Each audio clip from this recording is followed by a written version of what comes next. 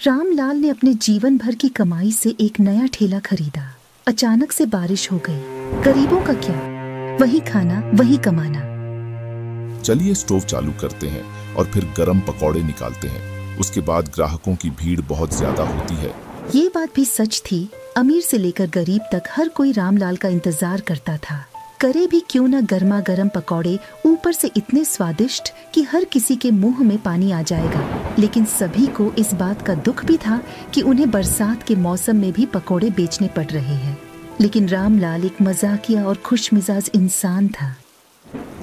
Ramlal gas lighter उठाता है और आग जलाना शुरू कर देता है।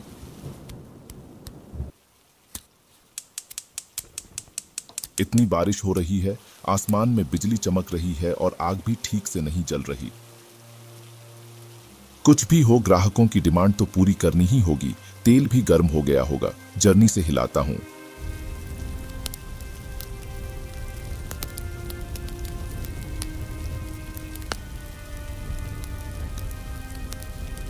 क्या करूं, बारिश भी बहुत ज्यादा हो रही है। मेरे ग्राहक भी पक्के हैं, उनकी सेवा करना मेरा भी फर्ज बनता है। हे भगवान, मुझ पर कृपा करें ताकि मैं सभी को अच्छे से खिला सकूं। मेरे ग्राहक मेरे भगवान हैं जिनके कारण मैं खाता हूं। गरम तेल में पकौड़े घूम रहे थे, बहुत अच्छे लग रहे थे और अच्छी खुशबू आ रही थी। तेल की चमक बिजली की चमक से कम न थी। धीरे धीरे रामलाल के पास ग्राहक आने लगे। रामलाल जोर जोर से बोल रहा था, आओ गरम पकौड़े खाओ, आओ गरम पकौड़े खाओ।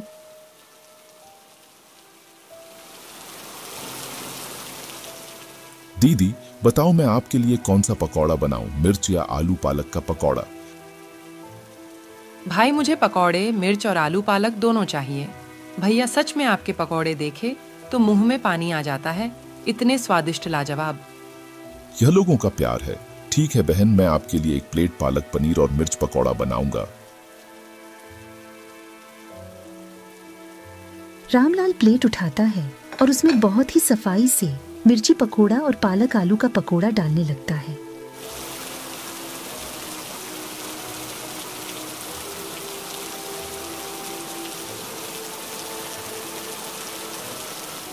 लो मेरी बहन, गरम गरम मिर्च पकौड़ा और पालक आलू पकौड़ा आपके लिए तैयार है।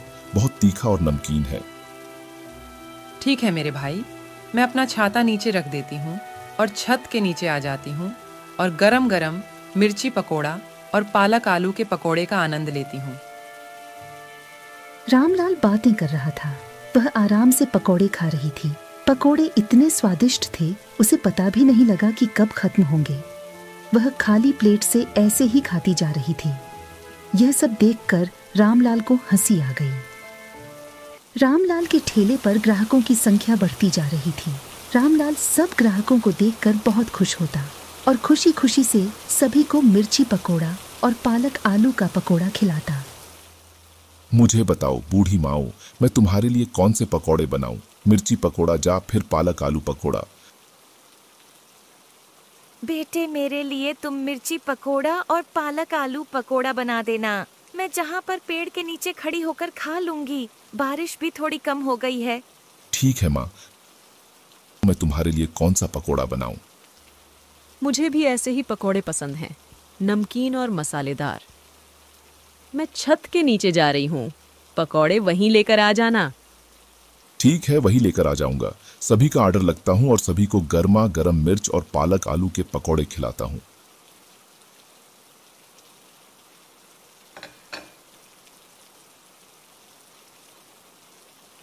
बारिश का मौसम है, फिर भी लोगों की लाइन लगी हुई है।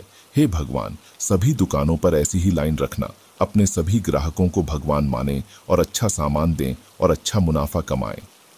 लो माँ, आपके मिर्च और आलू पालक के पकौड़े तैयार हैं।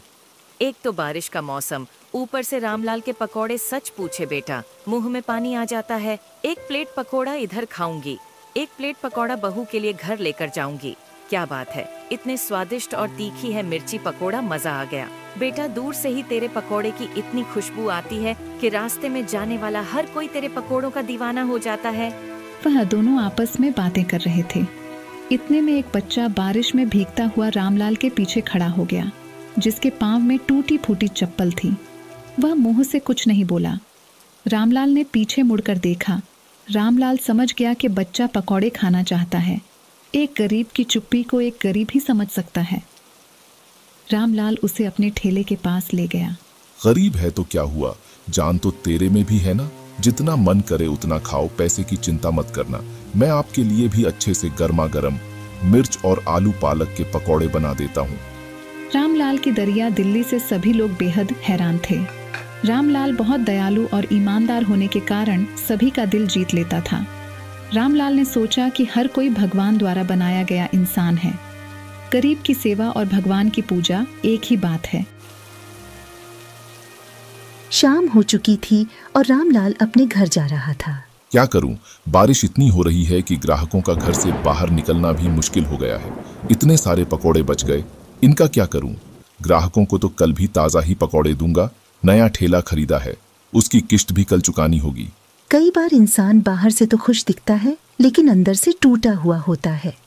रामलाल के साथ भी यही हो रहा था। रामलाल इस बात से भी परेशान था कि उसे कल बैंक की किश्त चुकानी है। रामलाल अपने घर आता है और दरवाजा खोलकर अंदर चला जाता है।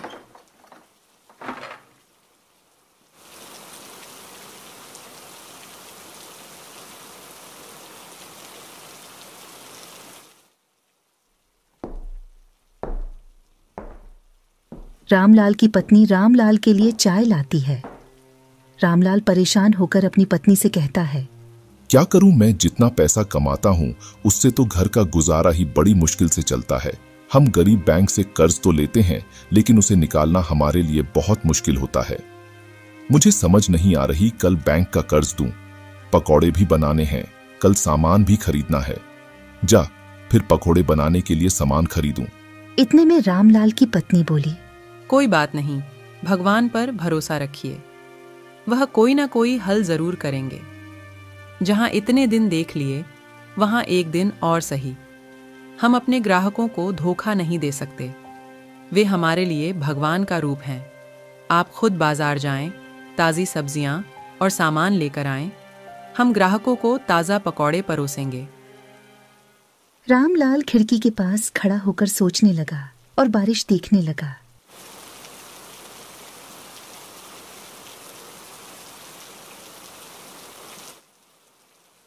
अगली सुबह रामलाल पकौड़े बेचने के लिए अपने घर से निकला। बारिश रुकी नहीं थी। उसके मन में एक ही बात थी कि आज उसे बैंक की किश्त चुकानी है। इधर रामलाल के ग्राहक अपनी खिड़कियां खोलकर रामलाल का इंतजार कर रहे थे। बहू, मुझे लग रहा है दरवाजे पर खड़ी होकर पकोड़े वाले रामलाल का इंतजार कर रही है। क्या करें, रामलाल के पकोड़े इतने स्वादिष्ट होते हैं, इंतजार करना तो बनता है। तू चिंता मत कर, मैं जाती हूँ और तेरे लिए रामलाल से पकोड़े लेकर आऊंगी। पैसे चाहे थोड़े कमाओ पर ईमानदारी से कमाने का मजा ही कुछ और है। रामलाल ने पैसे से ज्यादा ग्राहक कमाए हुए थे। चारों ओर रामलाल रामलाल हो रही थी। कोई बात नहीं बहू, अगर तुझे पकौड़े बनाने नहीं आते तो रामलाल कब काम आएगा। आज मौसम भी बहुत अच्छा है, तू चाय बना के रख, मैं तेरे लिए रामलाल से पकौड़े लेकर आई। भगवान आपके जैसी सास सबको दे, मेरा कितना ख्याल रखती है। ठीक है सासू माँ, आप जाओ, मैं चाय बनाती हूँ। क्या करें, पापी पेट का सवाल है। ऐसे मौसम में कौन घर से बाहर निकलना चाहता है, लेकिन ग्राहक मुझसे बहुत प्यार करते हैं। ग्राहक भगवान का रूप होते हैं। बस टेंशन तो मुझे इस बात की है कि आज बैंक की किस्त भी चुकानी है। जितने मेरे पास पैसे थे उसका राशन खरीद लिया। भगवान जो भी करेगा ठीक ही करेगा।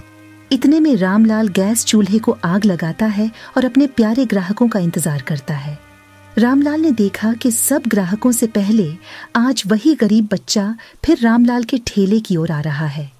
उसके पीछे पीछे कोई पूंजीपति भी आ रहा था। वह दोनों रामलाल के ठेले के सामने खड़े हो गए।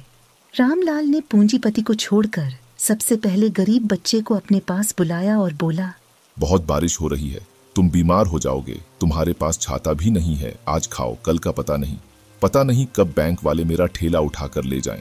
तुम जल्दी से खा लो, तुम्हारे घर वाले भी तुम्हारा इंतजार कर रहे होंगे। बारिश भी बहुत हो रही है, पैसों का क्या, पैसा तो पूरी जिंदगी कमाना है। फिर रामलाल प्लेट में पकोड़े डालकर पूंजीपति के पास गया। सर, मुझे क्षमा करें, मैंने आपको इंतजार कराया। आपके पास छाता है, वह बच्चा बारिश में भीगकर बीमार हो जाएगा। इतने में पूंजीपति ने कहा, चुप रहो, हम बाद में बात करेंगे, मुझे खाने दो। रामलाल को पता था कि पूंजीपति उसके ऊपर गुस्सा होगा। पूंजीपति ने पकौड़े खाए और रामलाल की ओर देखकर बोला, रामलाल, सचमुच तुम्हारे पकौड़े बहुत स्वादिष्ट है। मैं भी बहुत बड़े होटल का मालिक हूँ। मैं तुम्हारी सारी बातें सुनी। तुम बहुत अच्छे और नेक दिल इंसान हो। आजकल कौन किसी का इतना करता है जितना तुमने गरीब समझ के इस बच्चे का किया। ये बच्चा मेरा है। इसने कल तुम्हारे ठेले पर पकोड़े खाए। आपने इसे गरीब समझा और इससे कोई पैसा भी नहीं लिया। यही मुझे तुम्हारे ठेले पर लेकर आया।